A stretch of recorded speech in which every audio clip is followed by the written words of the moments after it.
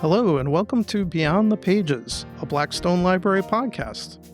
Today we're going to talk about the Friends of the Blackstone Library. We have Barbara Barrett, who's the president of the Friends. Welcome, Barbara. Thank you. Good to be here. And we have Joe Genua, who is a board member and also helps coordinate the book sale. Welcome, Joe. Thank you for having me. Barbara, let me start with you. So what drew you to run the Friends of the Blackstone? I actually also work here at the Blackstone part-time, and the Friends group would always come in on a Tuesday night when I worked, and they would stop over and talk to me about how they were looking for additional people to join them. And they wore me down. And after about a couple months, I said, okay, I'll join. That was back in 2017. And then did you join as a contributor and then become president at a later time? Yeah, I joined the board in 2017. Both Joe and I did. And I became president in 2022. So I was on the board for a couple of years. So when we joined, it was more for our specialty needs because we were starting up the online sales. Oh, okay. And I have the technical expertise. Barbara has the knowledge in general. And we figured it out. Gotcha. And I should mention to our listeners that, Joe, you are married to Barbara. Yes, I am. Yes, I am. Happily married. So, Barbara, can you tell us a little about the history of the group? The Friends of the Blackstone Library were formed in 1988. Friends is a 501(c), all-volunteer nonprofit organization whose mission is focused on solely supporting the Blackstone Library through fundraising, advocacy, and support. So it began many years ago, 35 plus years ago. And they just recently, last year, we surpassed $1 million in our contribution to the Blackstone Library. Wow, that's amazing. It is. It has really added up the last 7 or so years. Yeah. The money we've been able to give to the library has really accelerated, partially due to the online sales, because now we have several streams of income. Can you talk a little about those different streams? Yes. So our main event that everybody knows us for is our annual fall book sale under the tent on the Branford Green. It didn't start on the green initially in 1989. It moved there over time. So it's been on there for at least 20 years, if not more. And it's a huge sale. It's one of the largest in Connecticut. A lot of Friends organizations do have library book sales. Ours is one of the largest. That's a terrific stream of income. And then we added the online sales, and we make a significant amount of money as well. But we also have memberships, and right now we've exceeded over 500 members, which is really quite a bit. So that's a good stream of income. And then we do a holiday basket sale here in the library. And then we also, on the last couple of years, we went in a new direction where we go after sponsorships from our local businesses and individuals to really help us raise the tent. And the campaign's called Raise the Tent campaign, because literally to put up that large tent on the Branford Green is well over $10,000, just the tent. So we had a new initiative to raise sponsorships to help defray the cost of that. Wow, that's amazing. That's amazing. Joe, getting back to the book sale. Yes. What's involved in putting that together every year? Yeah. So it's a year-long event. Even though we have over 70 volunteers that work year-round, a good portion of them work every day to take all the books that are donated each and every day. We get at least 100 books a day. 100 books a day? Oh, definitely. That's amazing. Definitely. And that's just on a regular basis. That's dropped off at the book bin in the back of the library and also on Harrison Avenue. Also, what we do is we accept book donations from just private donations from house pickups. We call them house pickups. Folks call up. They're either moving or they're downsizing, or for whatever reason, they like to donate library books. And that's when we get a large amount as well. We have volunteers that call the books. We sort the books. They get broken out into different categories. We have different volunteers that are responsible for each different category. So I can have someone who's responsible for example, cookbooks or science or gardening. They would then further cull the books, organize the books, subcategorize the books, and prepare them for the sale. We give them an allotment of space because the tent, even though the tent itself on the Brantford Green is large, it's 130 feet by 80 feet, well over 240 tables, 8-foot tables. So there's quite a bit of space, but the space is still limited. So we have to limit how many books in each category can fill the tables. We know which ones are popular, so we provide more space for those. On the other hand, if we do get a large influx of certain interesting books, we'll make the accommodations and we'll make the space for those books. We monitor that. We have the different volunteers that call and they box and they sort. So that goes on throughout the entire year. There's a lot of things that come together, especially around this time of year, between the advertising and in preparation and scheduling the volunteers to actually be at the book sale and run the book sale. So there's a lot of things that do come together, and also sponsorships now.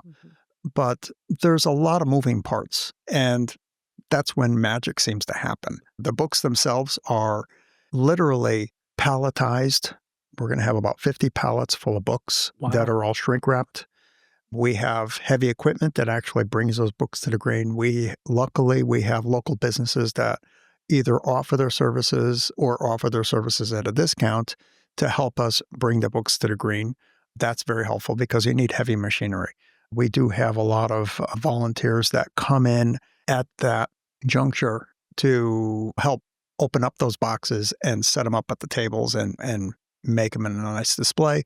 The process from the actual opening up the box, setting them up on the tables, it's amazing because I remember the first time we did that when I took over, it took about 5 hours. Wow. To set all of those books up on the table, which I think is incredible. And it's due to all of the planning that goes around it because there's certain areas that are just designated and everything just happens. Think of it like bees in a beehive and it just happens. And then all of a sudden, next thing you know, you look around and you can see just books starting to appear on the tables. It's a blessing and it's a curse. The fact that we have to do it that quickly because it is outdoors. We can't leave the books out all the time. So we do have to have security. Once the books are out, we do have security to monitor it because the sale does happen on the following day. Yeah, it takes a lot of resources to move the books, not only the heavy equipment, but people who are strong to help lift those bins weigh 40 to 50 pounds. And there's thousands of them. 1,500. 1,500. 1,500 bins. And so I want to give a call out to Walmart. Walmart has been our title sponsor for the 3rd year. And not only do they give us nice monetary support, they also provide a team of people that come to setup day. And they're amazing. Yeah. Actually, all of our volunteers love them because they keep asking for them to come back every year. They say, are they coming back? Amazing. We're very fortunate that they're back again this year to help out. So it's an amazing coordination of logistics to get this done. It is. We have, during the book sale itself, there's about, 300? 300 slots. Slots of just tasks. Lots of time to cover the different jobs. For example, you have guard duty for 3 hours from 7 to 9 p.m. That's considered a slot. Or you have to be on a team of 6 people to cover the tables at the end of the sale with tarps and bungee cord them. Those are additional opportunities. So we have to fill all of those. That's in addition to the cashiers, obviously, that collect the money. So with the fact that you're having, say, 100 books a day come in, where are these stored? We have a warehouse. Oh, that's cool. Yeah. So it's and again, another blessing and a curse. Other Friends organizations, I'm also on Focal, which is Friends of Connecticut Libraries. I'm part of that board as well. And I get to talk to a lot of other Friends organizations around the state of Connecticut. We're a little unusual that typically other Friends organizations have a space in their library or their town provides some kind of a space for them to work at. We work in a historical building, and we have a beautiful building. It's a historical building here. There really is no space. So we have to find our own space, and we actually rent out a warehouse.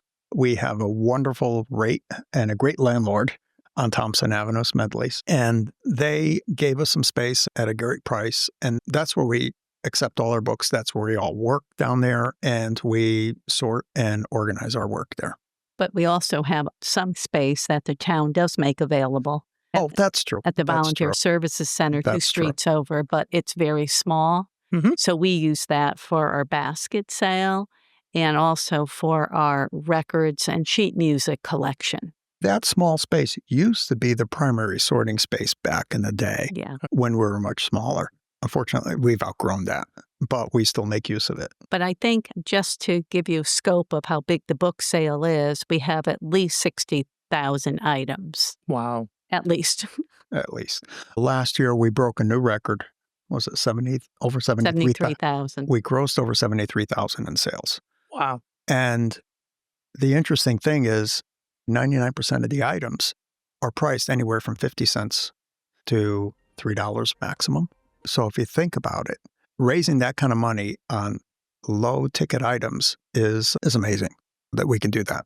And I do have to say that in previous years, I visited the book sale on the Green, and it draws an amazing number of people. It does. Last year we had, 4,000 transactions? We've gotten better and better every year. And one of the things that we do is we record each and every sale. We handwrite each and every sale and keep track of the time periods is when we make the sale. So we can actually say that we had over 4,000 sales in that span of 4 days, or would it be 3 days and a bunch of hours and 4 hours. Yeah. That's quite a number of sales. It's an accomplishment. It takes a team. It takes a village to make it all happen. We've gotten better, again, over the years. So it had started where people started asking questions as well. I'm looking for such and such a book. And they got very overwhelmed. You see a sea of books. You see so many books on tables, and you could tell that they would get frustrated after so many hours. They may or may not find the book. This is where we've gotten to the subsorting and the like. I think the reason that we've increased our sales is because we do a better job now in making it easier for the customer or the patron to find what they're looking for. Or at least they say, okay, I'm going to be in this area. If I'm going to find it, I'll find it here. And if I can't find it, well, so be it. But we've also alphabetized fiction. We've got so many rave reviews on, I can find my author. I can find those things. We used to have fiction softcover on one end of the tent and fiction hardcover on the other end of the tent. Then someone asked, why are we doing this? Because I guess we always did. They were the same size. And we said, why can't we just mix them together? Because people, if they're looking for an author, I don't think they really care or are that concerned if it's a hardcover book versus softcover book. They're looking for the book itself. So put them together. Why make them walk back and forth to try to find it? So those are some of the things. And in each and every year, we continually try to improve those things. Right. So it sounds like it's almost organized like the library itself, right? In a way, it is, in a way. One of the things, too, is that during the opening night, our Friends members are allowed to shop for the first 2 hours just by being a Friends member. Oh, that's cool. So you have a privileged shopping, but also we allow other folks to come in if they're willing to pay, such as book dealers. And that's always been a little bit of a concern sometimes because book dealers, they buy so many books. Fortunately for us is that it's a big part of our income stream and it's a big benefit to the library. And this is the same conversation that other Friends organizations have all the time. They say, book dealers come in and they buy a lot of books. And it's like they're all competing for the same book that the patrons are coming in for. Unfortunately, they provide so much of the revenue. It's the same conversation we have with all Friends of the libraries in different organizations and all around the state of Connecticut. They all say, yeah, but we can't survive without them. And it's true. It's a big, I would say a good 30 to 40% of our revenue stream comes from a book dealer. And 99% of the dealers are fine, but then there's always a group of dealers who are very aggressive. So we're working on that. We're working on it. We have ideas. We did have several complaints after last year's sale, so we're going to be enacting some new measures this year, hopefully. Gotcha. Gotcha. But all in all, we're painting it in a bad light. But on the other hand, it's a very enjoyable. Well, it's a community event. It's a very enjoyable community event. It really is. So, Barbara, I wanted to ask you, so we're talking about raising funds for the organization to support the library. What are some of the things that the funds are used for? The library, the Blackstone Library, is funded at 89% from the town. The other 11% they need to raise themselves, and that's all operating expense. Mhm. So what Friends gives to the library is money designated solely for enrichment activities. So it doesn't go to salaries or benefits, but it goes to programs for children, young adults, and adults. A lot of concerts, hoopla, canopy, quick picks. So it's all the extras, or as Katie said, it's like the icing on the cake. Mhm. It's all the things that people really enjoy that they wouldn't be able to do a lot of them or most of them without this money that Friends gives to the library. And at the beginning of each fiscal year, Katie provides us with a list of what she'd like to have for the coming fiscal year, like how much money she wants for hoopla or for programs or whatever. And we should say for the listeners who don't know, Katie is the director of the library, Katie McNichol. And we review that. It's pretty set every year. We pay incrementally as she spends the money. So if we bring a program in, a concert, we pay that. We pay the library incrementally, or we pay the program incrementally. But then at the end of our fiscal year, we give them a special gift. This year, the special gift was about $25,000. Something like $25,000. The Mm. total Gift was $80,000 this the year. total amount of money we did gift to the library this past year was $80,000. 80,000, yeah. Yes. That's a pretty sizable amount. It is, and 80,000 this year was 75 last year. So we're on a trajectory to keep going, and the library and the trustees are very appreciative of what we're able to bring to them. So how do you become a member of the Friends of the Blackstone? Well, thank you for asking. You can go to the library website, and on the top banner, there's Friends. You click on that, and it goes to our webpage, and it's information right now about the upcoming book sale and also some volunteer opportunities we're trying to fill. And then it goes into all about what we do, our membership, and if you scroll down the page, you're able to join through PayPal. And then after you become a member, if you want to become a part of the leadership structure, how does that work? Do you have elections once a year? We do have elections, usually for board members. We have over 500 members now, and we have a board of 12. Mm-hmm. But usually people start at being a volunteer, and then after they're involved a while, then we offer leadership positions if they want to come on the board and take over and run the basket sale or help run the book sale. So we're always trying to bring in the next level of leadership to come in. So, Joe, if I want to donate books, Mm-hmm. what's the best way to do it? Where can I drop them off? If you just have a handful of books, like maybe a dozen or so, there's a bin behind the library at the parking lot. You could see the bin. It has a Friends logo on it. It says book donations here. We have volunteers that pick up each and every day of the week, and they're carted off at least once a day to our warehouse. You never know the number of books that do come in. Sometimes there's just too many and we need a few extra trips. There's another bin that's located at 30 Harrison Avenue, Mhm. and that's just outside of the location where Barbara explained where we had our other space. And you'll see a white bin there, and you can drop books off there. And again, the volunteer who's assigned to pick up that day will make the 2 stops before heading out to the warehouse and dropping them off there. And if I want to coordinate for someone to come to my house to pick something up, The easiest thing to do is you can either write an email to Friends, which is friends@blackstonelibrary.org, Mhm. or you can just simply call the library and they'll give you information. They'll get you in contact with myself or someone else to coordinate a pickup. As a matter of fact, I just spoke with someone today to coordinate a pickup about 200 books at their home here in Branford. I'll be picking that up on Wednesday.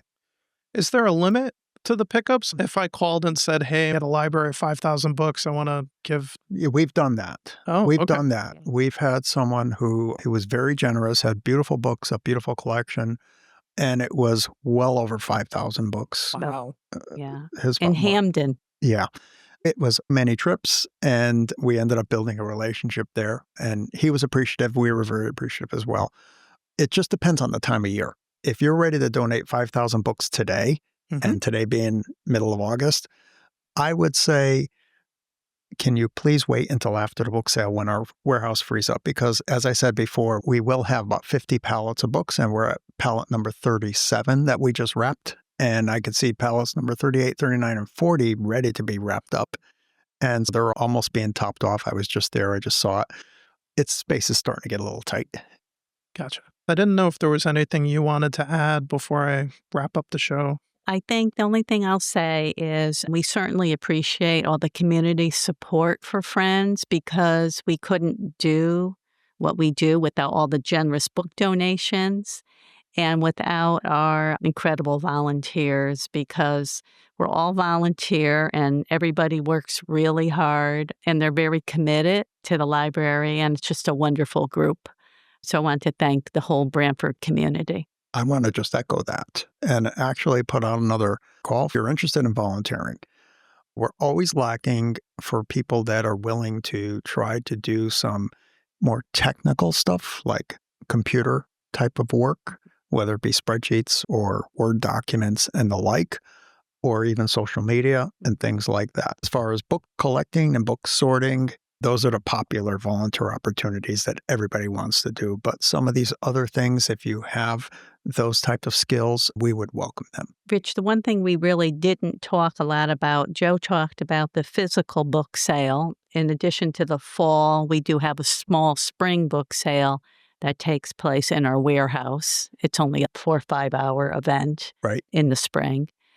But additionally, a little bit more detail about our online. Yes. When all the books come in, aside from fiction and children's, all the other books are all scanned by our group of online people looking for books that are worth enough money to sell online. And those are then set aside, and it's a very small percent. I would say less than 1% of all the books that we get donated, easily less than 1%. Yeah. And those books, and there's guidelines of what constitutes a candidate for online. And once they're identified, those books are then either put for sale on eBay or Amazon. Mm-hmm. And a lot of friends groups sell on these platforms, because versus selling a book for $2 or $3 at the book sale, we can sell it for $30, $40, $50, $80. Wow. And that has significantly boosted our income, as I mentioned. But that's a whole other business, because people scan 6 days a week, morning and some afternoons. But people wrap and ship books 6 days a week as well. So I have people coming in every day, every morning to ship. Selling on those platforms is extremely detailed, and we've been selling on Amazon since August of 2017, and we've maintained a 5-star, 100% positive rating because of the great customer support we give our buyers. We have the volunteers that just really are very proud of what they do. Yeah. It's amazing when you start reading some of these customer comments. The book is wrapped. There's a note that's attached Handwritten to the book. note. Handwritten note. It's made sure that the corners are not going to be damaged if somebody accidentally drops the package. Mm-hmm. Things like that. There's a lot of care that goes into that. And I think the customers are very appreciative. That's hence the 5-star rating. Yeah. And it's great because people then, if they're looking for a book and it's a similar price as somebody else, but it's a 5-star seller, then you're probably going to buy it from them. Yeah, we've done quite well. Plus, we also advertise the fact that the money raised does help our local library. Yeah, it's all And I think people donated. love purchasing a book for that reason. Yeah. Sure. Absolutely. Absolutely. So that's a whole other area separate from the day-to-day physical book side, but it's just as important. We have well over 70 volunteers that work throughout the year, and it explodes up. I don't know how many more. We said 300 some odd slots. Yeah, but a lot of people work. But a lot of people come in to do a lot of that work during the big event, during the book sale itself. But it does take a village, and it requires a lot of detail. We've grown to a nice community where a lot of people have developed a lot of friendships too, which is nice. And it's a lot of great activity. And for the folks that do want to step out of their comfort zone and learn a new skill, We have a couple that have done that, and I think they really enjoy doing that. They've learned how to list on eBay, for example, Mhm. and it says, oh, this is fun, and it's exciting, and I think it's a good thing. 2 weeks ago, we had our annual summer picnic. So it's a good social event because not everyone's in the warehouse at the same time. If you're doing online, you might not know everybody. So it's about 50 people attended the picnic. They had a great time. And after the book sale, we'll have a volunteer appreciation dinner. Yeah. And then we have a holiday celebration. We have a lot of celebrations. Thing is, like the picnic and the holiday celebration, it's like potluck. People bring their own dish. Sure. We don't spend a lot of money. Everyone contributes, but it's a great social thing. People become friends. They do stuff outside of friends. So it's just a good community organization. Yeah. I still remember somebody who said, I'm so glad I did this. I sat on the green one day and all of a sudden I saw so-and-so walking by and another person walking by. Says, I would have never known them to say hi to them. It's a nice feeling to get that connection in the community. A wonderful way for you to feel a part of the community and give back to a wonderful cause. Yeah. Exactly. So Barbara Barrett, president of the Friends of the Blackstone Library, thank you for being on the show. Well, thank you, Rich. Nice to be here. And Joe Genua, board member, coordinator for the book sale, thank you for being on the show. Thank you for having me. And you've been listening to Beyond the Pages, a Blackstone Library podcast. I'm your host, Rich Pfeiffer, saying thank you for listening.